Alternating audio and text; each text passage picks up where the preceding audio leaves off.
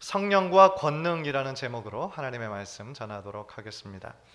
오늘부터 이제 매 주일 사도행전을 강해하려고 합니다.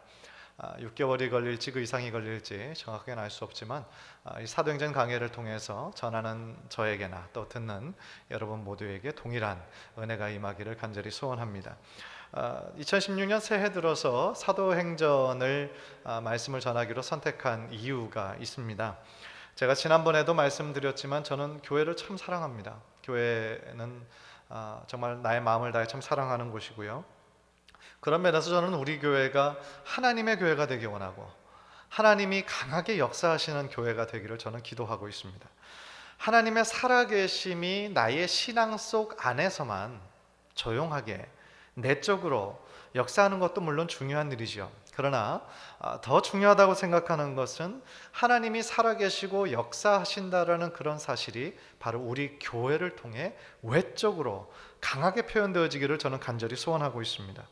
따라서 교회가 어떻게 시작이 되었고 어떻게 성장하고 확장되었는지를 보여주고 있는 책이 바로 오늘 보면 사도행전입니다. 그래서 저는 사도행전을 통하여서 성령님께서 과거 시대뿐만 아니라 지금 이 수많은 교회들을 어떻게 이끌어가고 계시는지 그 성령님의 역사를 추적해 보려고 하는 것입니다. 그런 면에서 사도행전은 성령행전이라는 별명이 있습니다. 사도행전은 성령행전입니다. 왜냐하면 교회의 시작부터가 성령님의 강한 역사로 시작됐기 때문이죠. 교회의 시작은 마가의 다락방에 모였던 120명의 성도들에게 오순절날 뜨거운 성령이 임함으로 교회가 태동이 된 것입니다. 따라서 우리들 마음 가운데 정말 마치 마가의 다락방에 모였던 120명의 성도들처럼 성령의 임재와 성령의 충만함을 사모하면서 오늘 말씀을 드릴 때 그때와 있었던 동일한 큰 은혜가 저와 여러분들의 마음 가운데 임하기를 간절히 소원합니다. 오늘의 본문은 사도행전의 서론 부분이죠. 1장 1절부터 8절까지니까요. 그런데 서론 부분이라고 해서 우리가 그냥 가볍게 넘어갈 수 없는 부분이기도 합니다. 왜냐하면 성경뿐만 아니라 모든 책에서 그 저자가 가장 자기가 하고 싶은 이야기들의 주제와 핵심을 얘기하는 것이 바로 서론 부분입니다. 그래서 서론을 우리가 참 꼼꼼히 읽으면 그 안에 저자의 의도와 목적과 또한 이것이 이제 챕터마다 어떻게 구성되고 어떻게 전개될 것인지가 나오고 있거든요. 먼저 1절을 보면 이 책이 데오빌로라고 하는 사람에게 쓰여진 책이라는 것을 알 수 있습니다. 그리고 먼저 쓴 글이다라는 이 부분이 있는 것을 보면 먼저 쓴 글 다음에 쓴 것이 바로 사도행전이구나. 그것을 알 수 있죠. 먼저 쓴 책 무엇이죠? 누가복음입니다. 누가복음과 사도행전은 한 저자 누가가 쓴 책이죠. 그래서 누가복음과 사도행전을 쓴 그 저자 누가의 직업은 여러분들이 아시고 계신 것처럼 의사였습니다. 당시에 의사였어요. 그리고 역사가였습니다. 그래서 그의 이 유일한 역사서인 이 사도행전을 읽어보면 그가 저술하고 있는 것이 상당히 생생합니다. 그러니까 이것을 그냥 누군가에게 들어서 자기가 가보지도 않고 보지도 않은 것을 그냥 누군가에게 들어서 그랬거니 생각해서 쓴 책이 아니라는 거예요. 사실 이렇게 생생하게 쓸 수 있었던 이유가 이 누가는 사도 바울이 총 3차에 걸쳐 선교여행을 가지 않았습니까? 1차, 2차, 3차. 그런데 이 의사 누가는 바울의 2차, 3차 선교여행을 같이 따라다녔던 사람입니다. 그리고 심지어 바울이 그렇게 꿈꾸던 로마에까지 갔을 때 로마의 죄인의 그런 자격으로 호송되는 그 순간까지도 이 의사 누가는 함께 했던 사람이에요, 바울과. 그러니까 이 바울을 정말 그 사역을 지지하는 열렬한 지지자뿐만 아니라 또 바울이 정말 자랑스럽고 사랑스럽게 생각했던 바울의 동역자였다라는 거예요. 그래서 이 사도행전을 읽어보면 정말 수많은 믿음의 인물들과 또한 믿음의 행적들 가운데 정말 그 누가의 신앙 고백마저 그 안에 들어가 있다라는 것이죠. 그리고 2절 3절을 보면 누가복음에 있었던 그 내용, 그것이 뭔가 아주 짧은 구절로 요약하고 있어요. 그게 뭐냐면 예수님의 가르침으로부터 십자가와 부활, 그리고 승천하시기 전 40일 동안에 있었던 예수님의 행적, 그게 뭡니까? 그게 누가복음이었다는 거예요. 그러니까 이 누가복음을 이렇게 짧은 구절로 요약하고 그 다음 사도행전, 그 다음에 이어질 책을 데오빌로 각하에게 지금 얘기하고 있다라는 거죠. 그런데 3절을 보니까요, 3절에서 예수님께서 부활하시고 승천하시기 전 며칠을 함께 있으셨죠? 40일 함께 있으셨잖아요. 그 40일 동안 제자들과 함께 있는 동안 말씀하셨던 내용이 있는데, 그걸 뭐라고 얘기하냐면 바로 하나님 나라의 일을 말씀하셨다. 그렇게 3절에 나와 있어요. 여러분 혹시 기억하십니까? 예수님께서 공생의 사역을 처음 시작하실 때에 가장 강조하셨던 가르침의 내용 무엇인지 혹시 기억하세요? 하나님 나라였습니다. 하나님 나라. 예수님께서 세례 요한에게 세례를 받으시고 공생애를 시작하실 때 처음으로 선포하신 말씀이 바로 하나님 나라가 가까이 왔다는 말씀이었어요. 마가복음 1장 15절인데요. 화면을 통해 보십시오. 다 같이 읽겠습니다. 시작. 이르시되 때가 찼고 하나님의 나라가 가까이 왔으니 회개하고 복음을 믿으라 하시더라. 예수님이 외치셨던 첫 번째 메시지였습니다. 따라서 예수님은 십자가를 지시기 전까지 그의 공생의 주된 사역이 바로 하나님 나라를 외치는 것이었어요. 그런데 우리가 방금 본 대로 십자가의 죽음을 이기시고 부활하시고 이제 승천하시기 전 40일 동안 제자들과 함께 나눴던 내용 역시 뭐라고요? 하나님 나라에 관한 일이었다는 거예요. 그런데 여기서 한 가지 질문이 생겨요. 예수님께서 왜 제자들에게 유독 하나님 나라를 강조하셨을까? 혹시 생각해 본 적 있으십니까? 하나님 나라가 무엇입니까? 하나님의 나라는 어떤 지역이나 영역을 의미하는 것이 아니라 어떤 정치적인 개념이다라고 말씀을 드린 적이 있습니다. 곧 하나님이 다스리시는 곳이다 라는 거죠. 하나님의 통치, 하나님이 주권, 하나님이 왕으로 계신 곳, 그것이 바로 천국이요 하나님의 나라입니다. 따라서 구약 성경과 신약 성경의 주제가 곧 하나님 나라예요. 왜냐하면 하나님 나라가 어떻게 시작됐죠? 예수님께서 이 땅에 오심으로 하나님 나라가 시작이 됐습니다.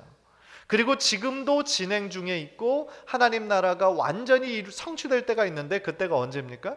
예수님 다시 오실 때입니다. 예수님 재림하실 때 이 하나님의 나라가 완전히 성취되는 것이죠. 따라서 그 얘기는 지금 우리가 살고 있는 이 순간도 하나님의 나라는 계속하여 이루어져 가고 있다는 거죠. 멈추지 않고 계속 확장되고 있다는 사실입니다. 누구를 통해서요? 꼭 선교사님들만을 통해서일까요? 아닙니다. 바로 전 세계에서 예수님의 제자로서 제자도의 삶을 살아가는 그 사람들을 통해서입니다. 그렇기 때문에 예수님께서는 지금 부활하신 후 그 제자들에게 부지런히 지금 40일 동안 특별 교육을 시키는 거예요. 이 제자들을 대상으로 특별 트레이닝을 하고 있어요. 왜냐하면 예수님은 이제 곧 승천하시잖아요. 이제 곧 40일 지나면 본인은 승천하세요. 그래서 예수님을 대신해 이 땅에서 하나님 나라의 복음을 선포하고 외쳐야 할 그 사람이 누구예요? 바로 예수님의 제자가 그 일을 해야 되잖아요. 그러니까 이렇게 지금 하나님 나라를 강조하고 있으신 거예요. 그런데 안타까운 건 뭐냐? 예수님께서 이처럼 그렇게 하나님 나라의 복음을, 하나님 나라를 제자들에게 강조하셨는데 제자들은 여전히 예수님의 그 의미를 모르고 있어요. 6절을 보십시오. 그들이 모였을 때에 예수께 여쭈어 이르되 주께서 이스라엘 나라를 회복하심이 이때니까 하니. 이게 참 답답한 노릇이죠. 예수님은 생전에도 또 지금 부활하신 후에도 하나님 나라의 일을 계속하여 말씀하고 계시는데 지금 제자들은 뭐라고 얘기합니까? 지금 예수님의 관심은 하나님 나라를 집중하고 있는데 제자들의 관심은 자신이 살고 있는 이스라엘, 자기들의 관심은 그냥 이스라엘 나라인 거예요.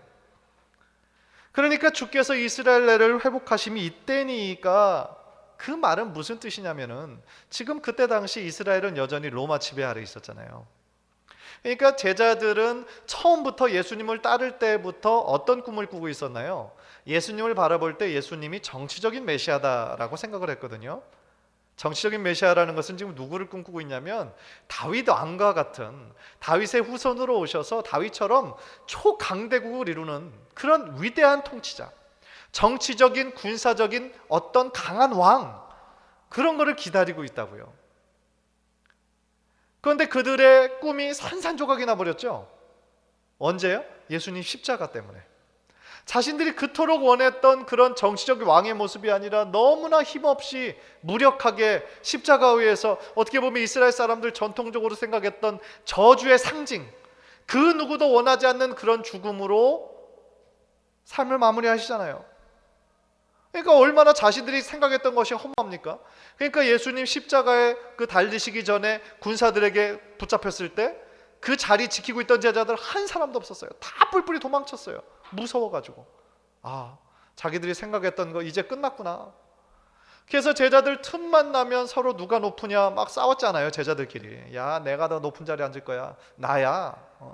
그리고 심지어는 엄마 부대까지 막 동원해가지고, 엄마가 와가지고 예수님이 이제 나중에 왕이 되시면 좀 내 이 두 아들을 좀 장남을 여기에, 좀 차남을 여기에 좀 해주세요. 그 엄마 부대의 로비가 이때부터 있었잖아요. 그죠? 그런데 참 예수님이 그런 제자들의 이 한심스러운 모습을 보고 얼마나 마음이 답답하셨겠어요. 예수님께서 지금 가셔야 되는, 지셔야 하는 십자가는 그런 의미가 아닌데 이 제자들 몰라요. 그런데 이제 정말 죽음을, 권세를 다 깨뜨리시고 3일 만에 부활하셨잖아요. 그래서 제자들이 이제 이제 예수님 정말 말씀하신 대로 다시 부활하셨구나, 메시아구나, 우리가 기다리던, 그렇게 알고 정말 예수님의 참된 그 의미와 목적을 깨달아야 될 텐데 지금 뭐예요? 예수님이 승천하시기 전에 그렇게 말씀하셨는데 여전히 하나님의 나라에 관심 있는 것이 아니라 오직 이스라엘 나라, 이스라엘을 회복하심이 그럼 이때란 얘기입니까? 정말 제자들의 이런 모습을 보면 한심하고 정말 답답하고, 몰라도 어쩜 이렇게 모를까, 진짜 징하다, 그런 생각이 들죠. 예수님의 십자가가 절망이요 모든 것의 끝이 아니라 주님께서 약속하신 대로 3일 만에 부활하신 예수님을 친히 체험하고 목격했음에도 불구하고 어쩌면 이 제자들은 그냥 일관되게 예수님을 오해하고 있을까요? 그런데 조금만 좀 진지하게 생각해 보면요, 제자들의 그런 모습이 우리들하고 상당히 비슷해요. 솔직하게 얘기해 보면 우리가 제자들보다 나은 것이 별로 없어요. 제자들이 지금 순전히 자기 중심으로 예수님을 믿고 예수님을 따르잖아요, 그죠? 그런데 우리도 참 많은 경우 내 나름대로, 내 중심대로 신앙생활 할 때가 얼마나 많은지 몰라요. 하나님의 뜻이 이루어지는 것보다는 나의 뜻, 내가 정말 원하는 어떤 그 바람이 이루어지는 것이 훨씬 중요하다고 생각할 때가 많이 있지 않습니까? 하나님 앞에 하나님 한 분만 나 인정해 주시면 돼, 그렇게 생각하고 헌신하고 충성하기보다는 지금 우리가 살면서 정말 다른 사람들로부터 받는 인정, 다른 교인들이 나를 어떻게 생각할까, 그런 인정, 세상으로부터 받는 인정, 그런 것을 더 바라고 있지 않느냐 이 말입니다. 그래서 우리들의 마음도 얼마나 변덕스러운지 몰라요. 방금 전까지 정말 하나님의 은혜 감사하면서 막 눈물 콧물 다 빼고 회개하고 그렇게 기도했는데 이제 내가 새롭게 살 거야, 변화할 거야, 그 마음으로 결단하고 파킹장 나갔는데 별것도 아닌 일에 막 승질내고 짜증낼 때가 한두 번이 아니라는 거죠. 그래서 교회에서 가장 큰 은혜가 많이 쌓여있는 곳이 바로 파킹장이다, 그런 얘기를 하더라고요. 왜 그래요? 많은 사람들이 교회에서 받은 은혜, 말씀 가운데 받은 은혜를 파킹장에서 다 까먹어요. 거기서 싸우고 그날 받은 은혜, 그냥 은혜를 어디다 놔요? 그 파킹장에 다 버리고 그냥 가버려요. 그러니까 은혜가 파킹장에 제일 많더라는 전설이 있습니다. 웃어야 됩니까? 울어야 됩니까? 사랑하는 성도 여러분, 간절히 바라기는 우리들의 신앙과 관점이 지금까지는 정말 나 중심의 관점이었다면 이제는 좀 그 틀을 벗어나 하나님의 관점으로, 더 나아가 하나님 나라의 관점으로 변화되시기를 주님의 이름으로 간절히 축원합니다. 그래서 우리가 주기도문을 외울 때마다 고백하잖아요. 하나님의 뜻이 하늘에서 이루어진 것처럼 이 땅 가운데 이루어지기를 원하나이다. 그 기도는 좀 더 우리에게 적용해 보면 하나님의 뜻이 내 삶 가운데 이루어지기를 원합니다. 나의 가정 가운데 이루어지기를 원합니다. 하나님의 뜻이 나의 직장, 우리 교회에서 이루어지기를 소원합니다. 그런 기도인 것이죠. 그래서 정말 하나님의 뜻이 우리 안에, 내 삶 가운데 온전히 이루어지기를 간절히 기도할 때에 정말 하나님의 크신 은혜와 축복이 여러분의 삶 가운데 흘러넘치시기를 주님의 이름으로 간절히 축원합니다. 그런데 계속 성경을 읽다 보면요, 참 신기한 거는 제자들의 이러한 오해와 그들의 한계에도 불구하고 예수님 단 한 번도 막 역정을 내시지 않으신다는 거예요. 그리고 7절에서 이렇게 대답하세요. 이르시되 때와 시기는 아버지께서 자기의 권한에 두셨으니 너희가 알 바 아니요. 참 예수님 대단하신 것 같아요. 참아도 끝까지 참으시는 거예요. 지난번 우리 신년 특별 집회 첫날 때 말씀하신 그 고린도전서 13장에서처럼 정말 사랑이 오래 참음으로 시작하고 끝까지 견디는 걸로 끝나는 것처럼 예수님도 이 제자들에 대해서 또한 우리들에 대해서 끝까지 참아주시는 것 같아요. 우리들의 부족함에도 불구하고 하나님께서는 참으시는 거예요. 참 얼마나 감사합니까? 우리 같았으면 벌써 화를 냈죠. 짜증냈죠. 야, 정말 내가 몇 번 얘기했어. How many times have I told you? 이러면서 우리 자녀들 막 혼내는 거죠. 정말 해도 너무하는 거 아니냐. 이래가지고 내가 너희를 어떻게 믿겠어 내가. 네? 아마도 나 같았으면 이렇게 했을 거예요. 그런데 예수님은 제자들의 그 무지와 그 답답함을 드러내는 그 질문에도 나무라지 않으시고요. 그 대신에 뭐라고 말씀하시냐면 때와 시기는 너희가 알 바 아니라고 아주 단호하게 말씀하시죠. 왜냐하면 예수님께서는 우리의 생각을 아시잖아요. 그러니까 제자들이 그 질문 가운데 지금 뭐 때문에 그렇게 질문하는지 그 의도를 딱 간파하셨죠. 또한 예수님의 그렇게 대답 속에서 우리는 지금 무엇을 하나 발견할 수 있냐면 제자들이 지금 당장은 알지 못해요. 예수님의 정말 말씀하시는 그 메시지를 깨닫지 못해요. 너무나 무지해요. 그런데 언젠가 때가 되면 이 제자들이 반드시 깨닫게 될 것임을 주님께서는 이미 믿음으로 바라보고 계셨다는 거죠. 그런데 그때가 과연 언제일까요? 이 제자들이 정말 그 언제가 되어야 이 제자들이 자신의 눈을 가리고 있는 그 무지와 그 어리석음의 안경이 벗어지게 될까요? 언젠가요? 바로 오순절 성령이 임하시게 된 때라는 거죠. 그날 지혜의 영이 제자들에게 기도하고 있던 120명의 성도들에게 임했을 때 저들은 성령 충만하게 되어서 예수님의 그 말씀을 깨닫고 복음의 증인으로 변화할 것을 주님께서는 아시고 계셨던 거예요. 그것이 오늘 메시지의 핵심 구절인 바로 8절의 내용입니다. 우리 8절 다 함께 화면을 통해서 읽겠습니다. 시작. 오직 성령이 너희에게 임하시면 너희가 권능을 받고 예루살렘과 온 유대와 사마리아와 땅끝까지 이르러 내 증인이 되리라 하시니라. 아멘. 사실 주님께서는요 이미 4절에서 제자들에게 예루살렘을 떠나지 말고 약속한 것을 기다리라고 말씀하신 바가 있어요. 그리고 아버지의 약속하신 것이 뭐냐? 그것이 바로 성령 세례임을 5절에서 말씀하셨죠. 우리가 읽었습니다. 그래서 5절을 보면 요한은 물로 세례를 베풀었으나 너희는 몇 날이 못되어 성령으로 세례를 받으리라 하셨느니라. 주님께서 말씀하십니다. 오직 성령이 너희에게 마시면 너희가 권능을 받을 것이다. 다시 말하면 오직 성령이 제자들에게 임할 때 하늘에 속한 능력, 하늘의 능력을 받게 될 거라는 거예요. 이 권능이라는 말이요 헬라어 원어로 보면 두나미스라는 단어입니다. 이 두나미스에서 어떤 단어가 나왔는지 아세요? 다이너마이트라는 단어가 나왔어요. 그러니까 성령의 권능이 두나미스가 마치 다이너마이트, 그 폭발물과 같은 엄청난 능력이 그 안에 있다라는 것이죠.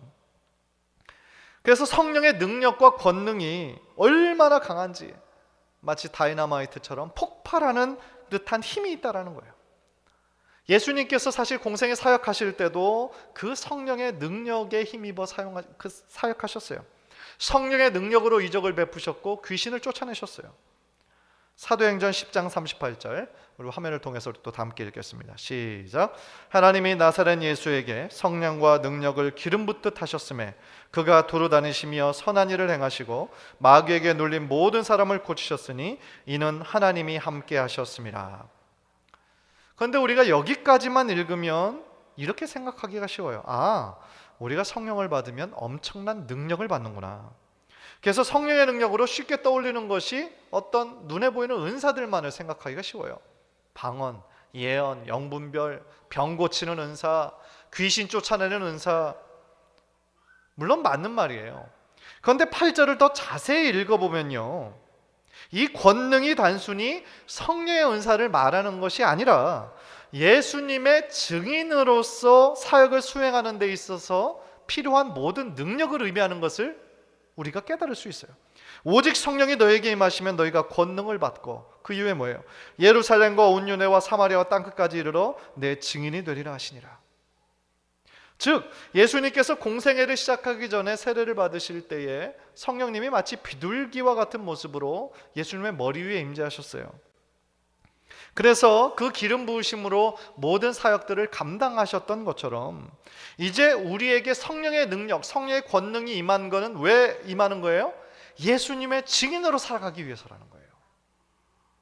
왜냐하면 아까 제일 처음에도 말씀드렸던 것처럼 하나님의 나라는 예수 그리스도의 오심으로 이미 시작이 되었고 지금도 확장되고 있고, 지금 우리들에게 남겨주신 그 과업이 바로 하나님 나라를 선포하며 예수의 증인으로 살아가는 그런 삶을 살아가기를 원하시기 때문이라는 거죠. 따라서 정리하면 이렇게 돼요. 오직 성령이 우리에게 임하실 때 우리가 다이너마이트와 같은 강한 권능을 받고 성령 충만함을 힘입을 수 있고요. 그 충만함은 왜 필요한가? 예수의 증인이 되는 삶을 통해 이루어져야 된다라는 말씀인 것입니다. 또한 계속되는 구절에서 예수님은 제자들이 앞으로 감당해야 할 사역의 어떤 영역들을 말씀하시죠. 즉 예수 그리스도의 복음은 어디서부터 시작해요? 예루살렘으로부터 시작합니다. 그리고 그 다음에 어디로 갈까요? 온 유대와 사마리아. 그 다음은 어디로 갈까요? 땅끝까지. 그게 순서예요. 실제로 사도행전에서 그렇게 이루어지는 것이 순서대로 나와 있어요. 그래서 예루살렘에서 복음이 확장되는 것이 처음부터 8장까지고 온 유대와 사마리아까지 복음이 확장되는 것이 9장부터 11장 전반부까지고, 땅끝까지 복음이 전파되는 그것이 11장 후반부부터 어디까지일까요? 28장까지죠. 그런데 사도행전이 28장으로 끝나니까 28장으로 그러면 다 끝나는 것일까요? 아니죠. 왜 그래요? 땅끝까지 복음이 전파는 아직 이루어지지 않았죠. 땅끝까지 복음이 전파되는 그날이 결국 어떤 날이에요? 예수님 다시 오시는 날이에요. 예수님 다시 재림하시는 날. 그래서 마태복음 24장 14절은 이렇게 말씀하죠. 우리 다 함께 읽을까요? 시작. 이 천국 복음이 모든 민족에게 증언되기 위하여 온 세상에 전파되리니 그제야 끝이 오리라. 아멘. 따라서 지금 우리는 어느 시대에 살고 있습니까? 성령 시대에 살아요. 그리고 바로 우리와 같은 예수의 증인들을 통하여 사도행전 29장이 지금도 쓰여지고 있다는 거죠. 다시 말하면 사도행전은 28장으로 끝난 하나의 그냥 끝난 장이 아니라 지금 29장이 세계 각처에서 정말 이름 없이 빛도 없이 예수 그리스도의 복음 붙잡고 만나는 모든 사람들에게 증거하기 원하는 우리 선교사님들과, 또한 우리처럼 우리가 살아가고 있는 그 지역에서 선교사적인 삶을 살아가기로 소원하는 그런 사람들을 통하여 지금 하나님의 나라가 아름답게 확장이 되고 있다는 거예요. 그 말은 다시 말씀드리면 하나님의 역사는, 성령의 역사는 땅끝까지 복음이 전파되는 그날까지 결코 스탑되지 않는다라는 얘기예요. 우리와 같은 예수의 제자로 증인으로 살기 원하는 사람들에 의해 하나님의 역사는 지금도 끊이지 않고 계속되고 있다는 것을 믿으시기를 바랍니다. 사랑하는 성도 여러분, 8절에서 우리가 이미 본 것처럼 성령, 권능, 증인, 이것은 아주 밀접하게 연결되어 있어요. 성령, 권능, 증인 밀접하게 연결되어 있어요. 하나님께서 성령을 주신 것은 우리로 하여금 바로 예수의 그 능력 있는 증인의 삶을 살라고 성령을 허락하셨다는 거죠. 증인은 어떤 사람이에요? 자신이 보고 들은 것을 가감없이 증언하는 사람이에요. 증인이라고 하는 헬라어 마르투스는 법정에서 어떤 사람이 범죄가 있는지 없는지 그것을 확인해 주는 사람이었어요. 그것이 구약의 의미였어요. 정치적인 용어로. 그런데 그 증인이라는 의미가 신약에서는 예수님을 따르는 제자라는 의미로 확장이 됐어요. 그런데 그 초대교회 당시 얼마나 많은 기독교의 핍박이 있었습니까? 수많은 사람들이 예수님 때문에 예수님을 증거하다가 목숨을 잃었어요. 순교했어요. 그래서 이 증인이라는 말이 어디까지 확장이 됐냐면 증인은 곧 순교자다 라는 말로까지 이어지게 됐어요. 순교자를 영어로 martyr라고 얘기하는데, 이 martus, 이 증인, martus라는 단어에서 나온 말이 바로 martyr, 순교자예요. 사랑하는 성도 여러분, 예수님께서는 지금 우리 모두를 예수님의 제자로 부르셨어요. 우리 성도가 걸어가야 할 삶, 한마디로 얘기하면 제자의 삶이에요. 그리고 제자의 삶은 곧 증인의 삶이에요. 그런데 이 증인이 되는 삶을 살기 위해서 절대적으로 필요한 것이 있어요.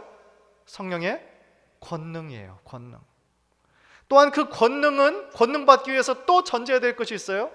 성령님을 만나셔야 되는 거예요.